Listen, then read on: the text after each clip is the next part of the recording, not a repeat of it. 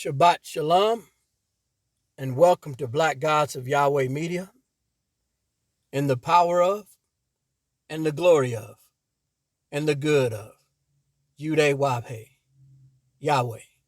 In the name of JUDA Beit Nun Sophie, JUDA Yahweh ben Yahweh, Selah. Today we're going to go over a few things that is always brought my way. And I'm going to focus on three questions that I get a lot. And I'm going to go right into it. And the first question is, how do we publish the name? And these questions and answers are going to be focused on 2021 today. So we know that our Messiah, the Lamb of Yahweh, Yahweh ben Yahweh, published the name, as you can see here up front as he is standing so majestically. Behind him is the characters of the Tetragrammaton, and in English, Yahweh, because of course, he's teaching our people about the knowledge of Yahweh. And we being in America, you also want to have Yahweh in English, as well as the Aramaic characters of the Tetragrammaton right above the letters. So I'm going to give you an example about publishing the name and what that means and what it's for. For me, it is a way to represent your God. So if you're teaching this information or you're introducing to the so-called Black American, the so-called African American, the so-called Negro, that they are the children of Yahweh, you have to promote your God. You have to promote Yahweh. And if we look at our situation today, how many of us possess the industrialism, the business and the ventures and the economics that Yahweh ben Yahweh possessed then? You know, to be industrious is what we're supposed to do. But at this present time, we don't have that. So how can you publish the name? For example, if you have your own personal business, your personal business would want to be patterned after Yahweh somewhere in the name, or at the very least, to say that you are a Hebrew Israelite. You also can publish the name via social media if you have a page, YouTube, Facebook, or whatnot. You want to promote Yahweh. For example, Black Gods of Yahweh Media, here you have Yahweh, the name Yahweh. And on my channel, I talk about Yahweh. I promote my beliefs. I promote the son of JUDA. And you do that by promoting that in the name. That's what I do personally. Or if you have a Facebook, as you see here, Yaakov ben Yahweh, Yahweh ben Yahweh. So I'm promoting the name. Other ways you can promote the name, you can do that in your dress. You may see a lot of members in the knowledge of Yahweh wearing the white shirts with the Tetragrammaton and a circle around it, promoting Yahweh. I have that name on my folders. I have that name on my backpacks. I have that name on clothes. So to promote Yahweh, you promote the name and promote the Father, and you're promoting the Son. With that goes along with following our Messiah. And I'm going to add that in there too. You have many different levels in the knowledge of Yahweh and being a Yahweh or a part of the nation of Yahweh. And you have people who have known about the name and known about the Son, but they have not really progressed. And this is each to his own. It's not for a person necessarily to have a Hebrew name and to wear white if they're not deep rooted in that belief that strongly. Because I know some people who know about Yahweh, but they have not patterned themselves after the Son. To me, that's also publishing the name. If you've come into the knowledge of Yahweh, and this is my opinion, and you've seen how Yahweh ben Yahweh changed a nation of dead-minded people and put them in whites and taught them to be industrious and to be self-sufficient. This is what you want to pattern yourself after. So there is this big debate. Should a Yahweh be working for the dominant society? This is how I'll answer that, because to me, this all goes into publishing the name. It's not just literary, but it's through your actions too. Let's say you have a job and you work for someone of another nation. The goal is to get yourself at a point to where you have your own business. There's nothing wrong with starting out that way, because we were put here under the rule of Cain. That's the dominant society, whatever you want to call them, the so-called white man or whoever else. We were put here as punishment to serve our enemies for 400 years until Yahweh returns to judge that nation. So there's nothing wrong with having an honest job or line of work. The problem would be you wouldn't want to stay your entire career working for someone. You want to put yourself in a position to be independent and self-sufficient. When you get this information, most Yahwehs that I know, they have a business, a side hustle. They do something outside of working in the dominant society. You're supposed to progress and leave that area. That's supposed to be your intentions. It doesn't always work that way, but that's the goal. Also, you're supposed to pattern yourself after how the son of Yahweh, Yahweh, Beit Nun Sofit, Yahweh, Yahweh ben Yahweh, after his teachings. That means that you're not supposed to question when you hear him speak about something. You're supposed to try to do it at the best of your ability. So I have a video about Revelations 3 and 5. And it's a personal choice to pattern yourself after the attire and dress of the nation of Yahweh. Even though I am not affiliated with any current nation, this is what Yahweh ben Yahweh taught. Therefore, that means that is how I'm supposed to present myself. Now, do I wear whites every single day, all day? No. But in the process of changing your attire, your wardrobe, removing especially dark colors out of it, most of the time I go out, I'm in my whites in some capacity. And the better you feel about yourself, honestly, if you're in the spirit, you're not going to step out that door when you're really in the spirit of Yahweh without your turban or your mitri or your white shirt, your white robe or your fringes. You're not going to do that. So to publish the name is to make it known that you are a follower, that you are a disciple of Yahweh ben Yahweh. And then you're publishing the name of his father, which is our father, Yahweh. Now I'm going to go into the next question that I get often. Who is the nation of Yahweh?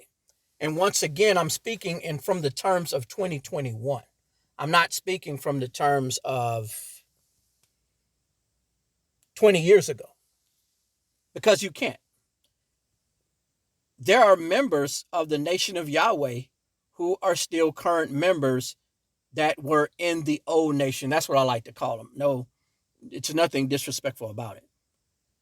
There are card-carrying members of the nation of Yahweh. Individuals who was part of the foundation. They are the nation of Yahweh. You also have people who came into it at a later date who believe that Yahweh is God, who believe on the name of the Son, Yahweh ben Yahweh, and those that are teaching his word, doing his work. That's the most important part, because you could have been into this for 20, 30 years, but if you're not really doing his work, you're just stagnant. So individuals who are the nation of Yahweh, who is the nation of Yahweh, are those that are doing the work, who have the spirit in the knowledge and believe on the name of the Father and the Son. For example, you have many people of other nations that believe God's name is Yahweh. They're not the nation of Yahweh. They just believe on the name. You have to believe on the Son too. Anybody who disagrees with that, come see me in some form. You can hit me up on Facebook, Yaakov Ben Yahweh, or you can come to my YouTube channel. That's primarily where I'm at. If anybody has a disagreement or misunderstanding about that, let me know, because I can educate you on that. In order to be a nation of Yahweh, you must believe on the Son, Yahweh Ben Yahweh, who promoted and published the name to the so-called African American primarily during his time before he ascended to the celestial lodge. The third question I always get: why are other groups such as ISUPK, IUIC, as you see here, I have a imagery of other groups in the One West Caps. Basically, why are they so strong? Why are they so unified in numbers? Now, I need everybody to understand something.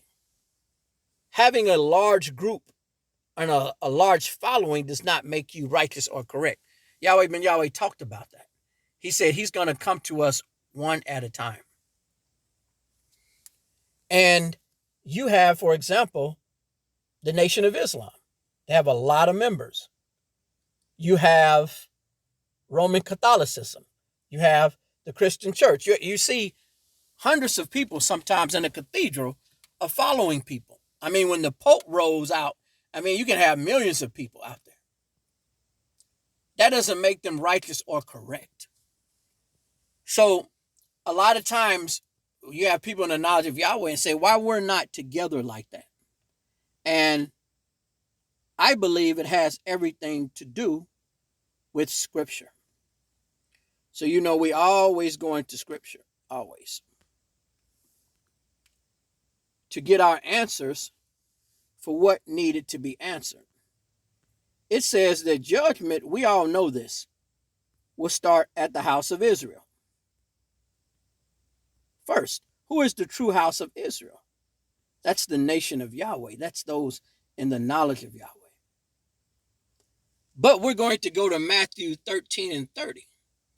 It said, let both grow together until the harvest. And in the times of harvest, I will say to the reapers, gather ye together first the tares, and bind them in bundles to burn them, but gather the wheat into my barn. So what has to happen is the tares have to be gathered. Now, this is a big misconception and misunderstanding about this. When the tares are being gathered and sifted away, that doesn't mean that you're taking individuals and removing them from other individuals.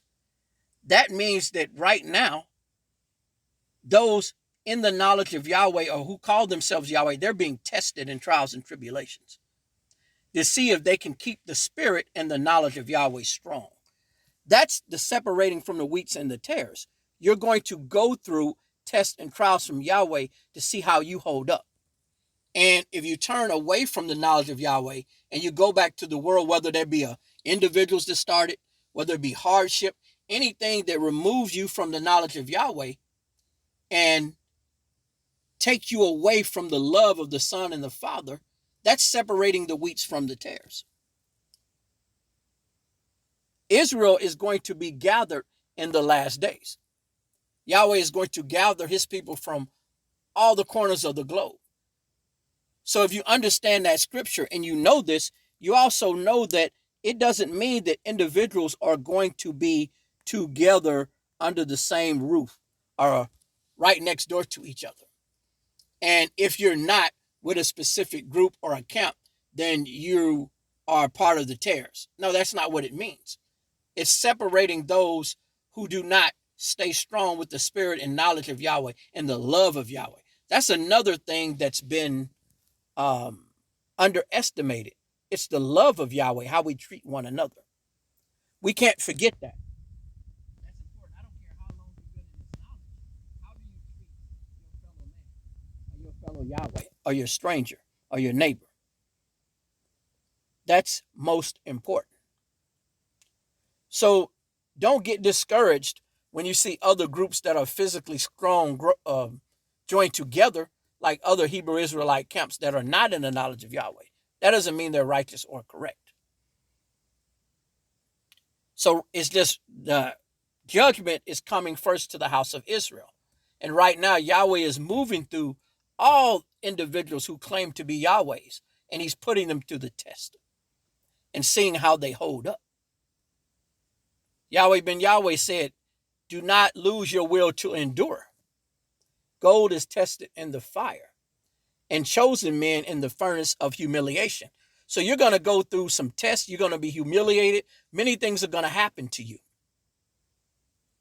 But Yahweh wants to see how strong you're going to hold. That's the separation from the wheats and the tares. That's not saying because the nation of Yahweh once had a strong and powerful group, had hundreds of members, card-carrying members.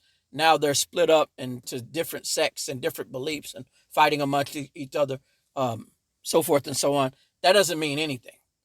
To be separated from Yahweh is to be separated through your spirit, through your mind, through the knowledge. That's have you given up and just thrown it all away because a challenge has come to you. So then, in a nutshell, those were the three questions that I get most often, and this is how I answered them. This is my particular opinion about it. I always say this is my opinion, even though it may be rooted in scripture or logic or experience. So I just wanted to cover this today. I always try to do videos on the Shabbat. Not always, but I try to do them. And I want to say once again, peace, praise Yahweh, and praise Yahweh, Beit Num Sofit, Yahweh, Yahweh ben Yahweh. Selah. Aniyahov.